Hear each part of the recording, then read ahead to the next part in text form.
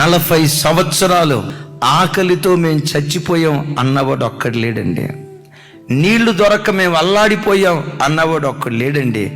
ఏ సమయానికి కావలసిన సహాయం ఆ సమయానికి దేవుడు పంపిస్తూనే వచ్చాడు. ఇశ్రాయేలీలే కాదండి, నీ జీవితంలో ఎన్ని అవసరతలు రాలేదు.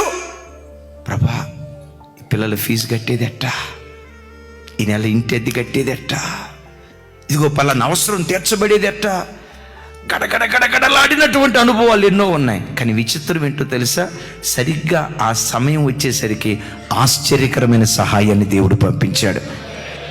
ఎందుకు వీటన్నిటిని పదే పదే జ్ఞాపకం తెచ్చుకోవాలో తెలుసా?